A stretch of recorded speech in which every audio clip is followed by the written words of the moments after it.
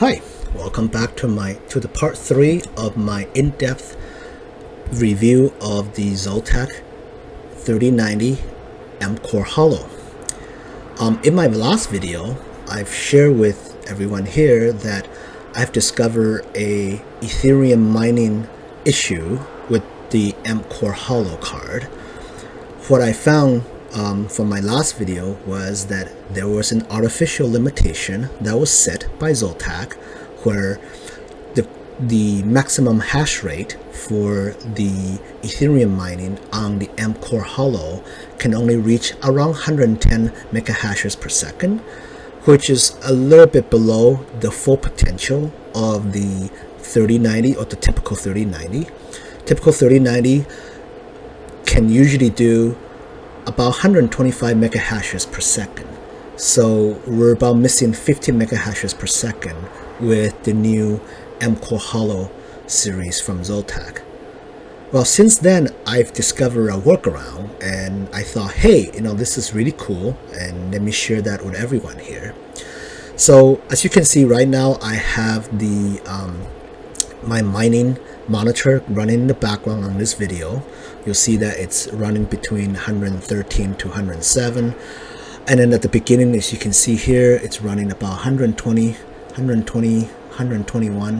megahashes, which is the full unlocked hash rate. So just want to share that with you. Obviously, when I'm using my video card at the same time as recording this video, the hash rate will drop, so that's why you're seeing it here in real time. But I want to go over what I've done, to kind of find and discover this workaround. So here I want to share with you what I've done last time. So here, as you can see, I tried many video BIOSes from different vendors. I've tried the MSI Supreme, tried the Asus Strix, the EVGAs for the Win 3 Ultra, EVGA's Kingpin, which is one of the top line cards, the Galax Hall of Fame, another top line cards, Galax Gamer OC, the Gigabyte RS Master, the KFA Hall of Fame, which is same as the Galax brand. And I even tried, as you can see here, ZOTAC's China-only variant of the Amp Core Holo card that it's only for the Chinese market. They call it the ZOTAC PGFOC, but it's nearly identical as the Amp Core Holo. And with that video BIOS, I've encountered the same exact issue as the Amp Core Holo. So that means the Chinese variant and the US card have the same BIOS limitation. Then after that, I actually tried the video BIOS from Pellet, and especially their Game Rock OC series. With that, I was actually able to get very close to ZOTAC's original gaming performance while unlock the full Ethereum mining hash rate at 122 megahashes per second. But it has the following drawbacks. One is the power draw is incorrectly reported for the third 8-pin PCIe connector. So if you open up GPU-Z, like I have running here in the background, give me a second here, let's switch back. As you can see here, I only have 2 8-pins reporting. The third 8-pin is completely missing. So that's one of the issues when you load video BIOS from another vendor. And second, let me show you my Afterburner. So with the Afterburner, right now it's underclocked for Ethereum mining, but as you can see, it's still relatively high, between 1200 megahertz to 1300 megahertz, whereas the other cards, while Ethereum mining should be around 900 to 1000 megahertz, so it's about 200 or 300 megahertz above the other cards, which will cause the card to heat up a little bit more than usual. So just keep that in mind if you do want to use this card for Ethereum mining, that the card will run a little bit hotter with another video card's video BIOS. But then, of course, if you have the proper cooling, like what I've done in my first video, where I added a heatsink and a fan to the back plate, then you should be able to handle this additional load without any issue at all. And you should be able to keep that very hot GDDR6 memory to a nice and cool temperature. All right, so you can see here, let me point out that temperature there. This is running in real time. See, my memory temperature, junction temperature, is running at about 98 degrees, which is very satisfactory for, basically capable of full hash rate 122 megahashes per second. So I'm very happy with this. All right. And then with that, I was a little bit unsatisfied still. I'm primarily a gamer, so I said to myself, what else can I do?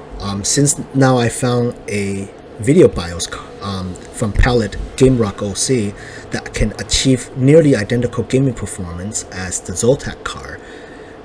Are there other vBIOSes out there that could, go beyond the limitation that's set by ZOTAC?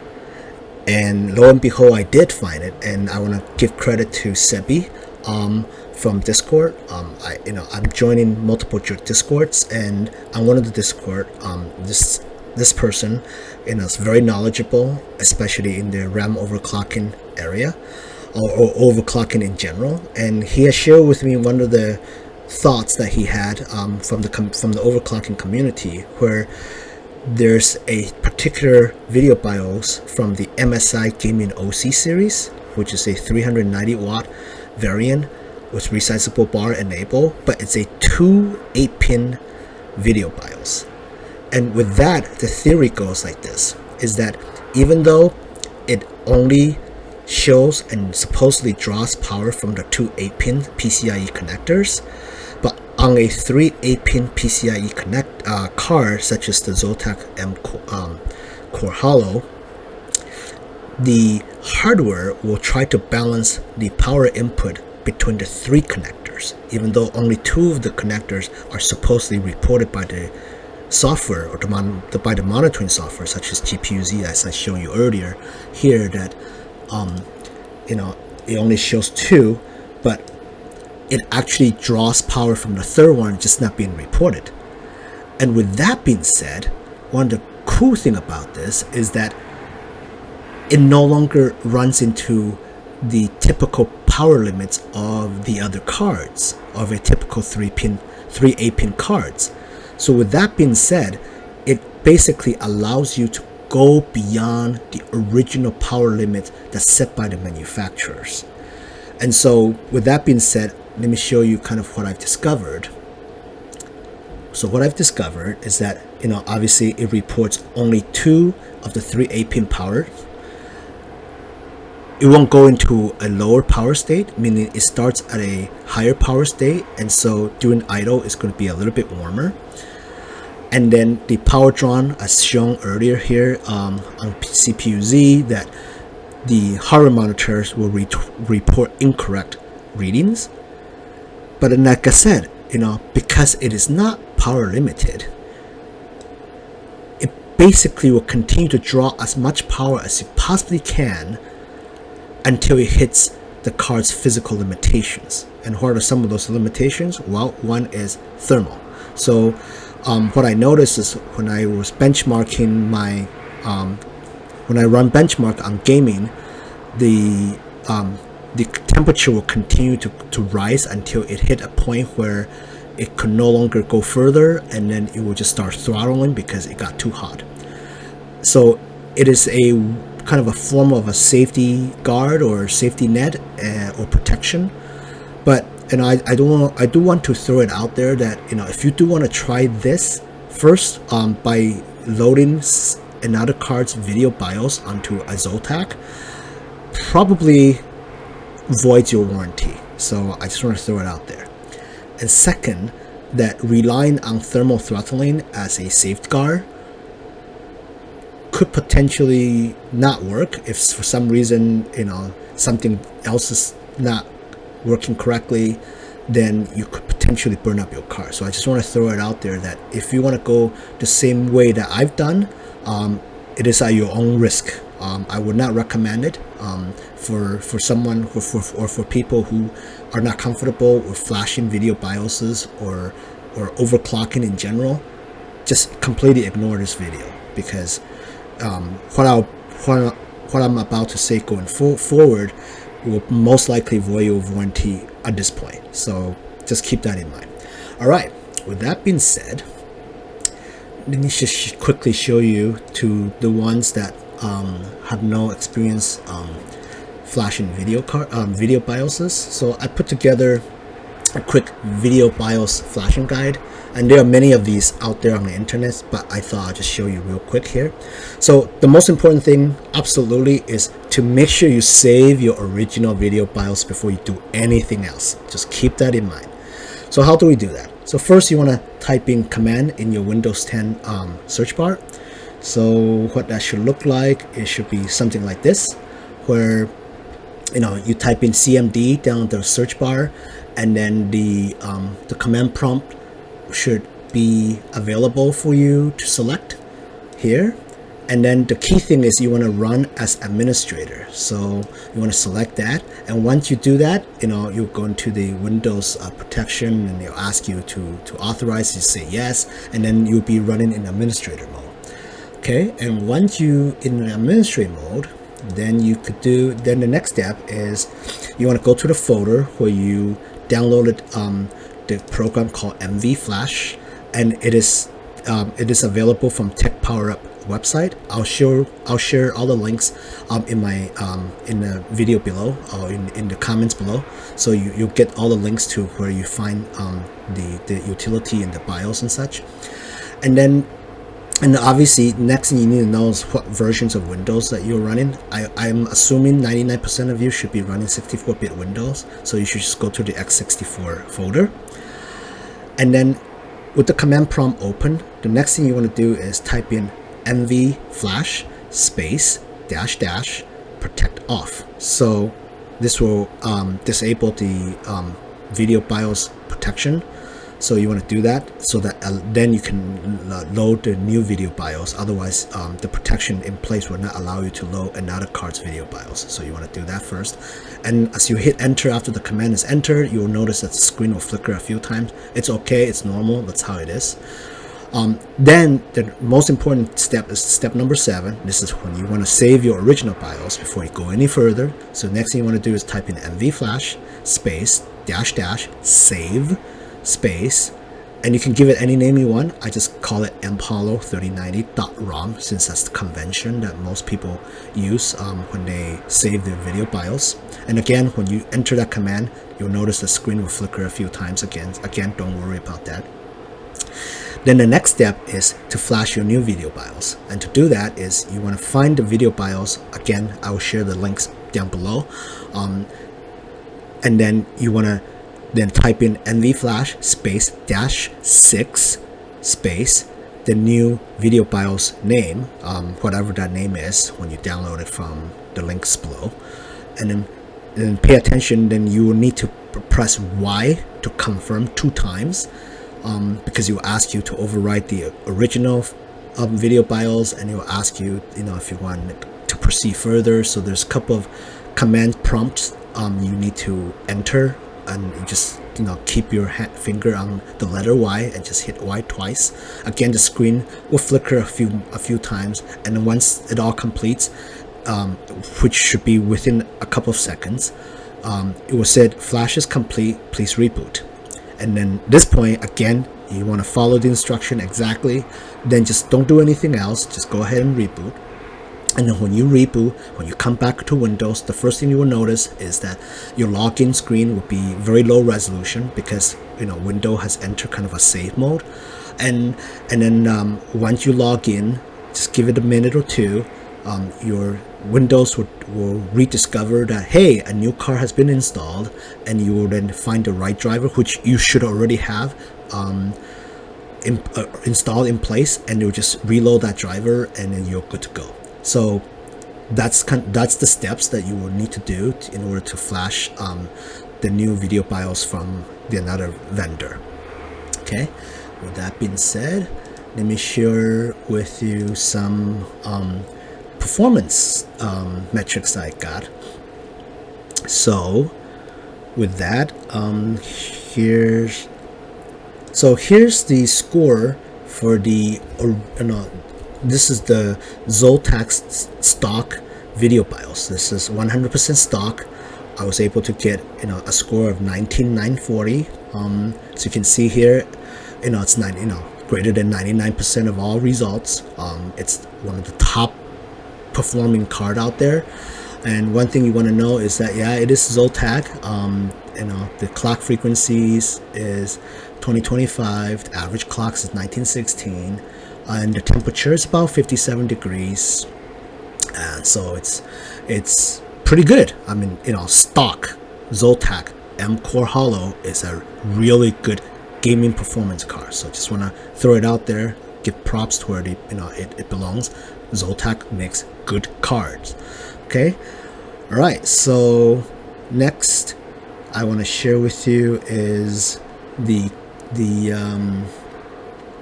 performance I have after I flashed the MSI video BIOS. As you can see here, my score has increased now to 20,178, whereas the old ZOTAC was at 19,940. It's not a big increase, but still a slight increase. As you can see here, the card identifies itself as a gigabyte, because that's what happens when you flash another vendor's video BIOS. It thinks now it's of another brand, so it will identify itself accordingly. And as you can see that the clock frequency is a little bit higher than the old ZOTAC card. So those ZOTAC cards are here, and my MSI card is here. So as you can see, it's a slight improvement. But one other thing I do want to point out is that, as you can see here, the ZOTAC runs a little bit cooler. It's at 57 degrees, and the MSI video BIOS on ZOTAC will run a little bit warmer. Now it's at 68 degrees, and as I said earlier, it will continue to ramp that up until it hits thermal throttle. So that's something that you need to keep in mind if you want to run this workaround or this performance enhancement. That just keep in mind that the temperature will be higher than stock. All right. Okay, so with that, one other thing I want to share with you guys are the settings that I use to get the maximum hash rate. So here I did a screen capture of the setting that I'm currently using to get the maximum hash rate. So here it goes. Let me do that full screen. So as you can see here, this is the exact setting that I use after I flash the MSI video BIOS. This is how I get the full 122 mega hashes per second. So notice here, minus 502 on core, plus 1200 on memory, 44 power limit. I set my fan to 89 because it gets a little bit toasty with the MSI video BIOS, so just keep that in mind. But here, as you can see, as before, it only shows 2 8 pins instead of 3 8 pins, and this is kind of my system in general. It's not bad, and you actually get a little bit of performance boost out of this as well. So overall, I'm pretty happy with the MSI video BIOS. I'm able to basically mine Ethereum at full hash rate at 122 mega hashes per second, and I got a little bit of boost out of my gaming performance as well, which then basically checks the two check marks that I always wanted when I first undertake this endeavor to find how to overcome this limitation and how to preserve the performance of the gaming while unlock full Ethereum mining as well. So I hope this helped you guys out there, and if you have any questions, just post your questions down in the comments below, and I'll try to answer them as much as I can. All right, I don't want to take any more of your time, so that's it for me. And if I have some other cards to review, I'll review them. If not, I'll see you guys next time. Thanks.